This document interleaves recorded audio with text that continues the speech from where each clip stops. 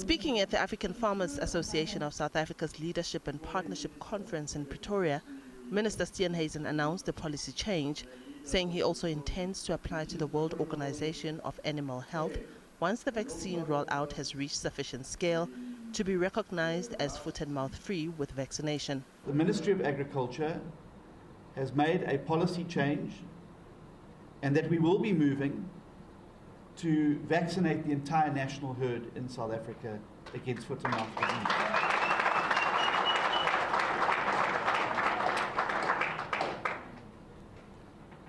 This is going to be absolutely essential if we are to get on top of the disease. What we have been doing to date has not worked, and we are trying to put out little blazes all around the country when we're facing an inferno across provinces. We intend to apply to the World Organization of Animal Health once the vaccine rollout has reached sufficient scale to be recognized as foot-and-mouth free with vaccination. Once we've achieved that, I believe it will still open up market access for products, particularly to countries that are looking for our beef products and other livestock-related products, and will allow us to be able to export to those countries. Welcoming this decision, Chief Economist at the Agricultural Business Chamber, Wandile Slobo, says the scale of this work will be challenging.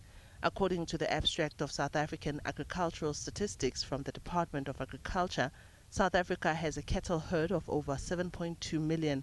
Slobo says cooperation with commercial farmers, agribusinesses, organized agriculture and communities will be vital to ensuring the success of this vaccination process. The Department of Agriculture's decision to vaccinate all cattle in South Africa for foot-and-mouth disease is a welcome decision, because foot-and-mouth disease has actually been a major challenge for South Africa. And it seemed that whenever we pass one area, it spread to the next. And remember, as a country that wants to ensure that we build our red meat exports, so biosecurity and controlling diseases remains a priority. So with this step of saying we will vaccinate across the country, it will of course be a major undertaking, because as a country, we have a cattle herd of over 7 million.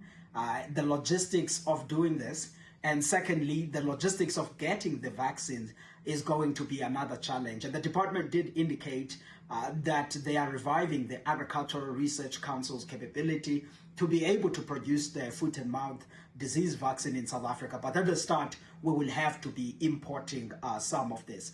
But I do think that we should not only rely on the Agricultural Research Council domestically for its production. The department must be more welcoming of the private sector entities that can actually be able to produce this vaccine. Because this is an important aspect. Remember, the livestock industry accounts for about half of the South African farming economy. So it's very important that we put a stamp on the spread of these diseases. And I think the step that the department is taking right now is a welcome one. But of course, it will need collaboration of all of the stakeholders, the farmers, the communities, as they go around to do this. And on the positive, I do think that there may be also some short job opportunities for people that will assist in the logistics of getting all of this work done. It will not be a quick effort. My sense is that it will take some years to ensure that we continue to vaccinate until we are a country that is pretty much free of this particular disease. South Africa currently relies on imports of the foot-and-mouth disease vaccine, mainly from Botswana. Minister Steenhuisen says there is a plan to have procured over 2 million vaccines.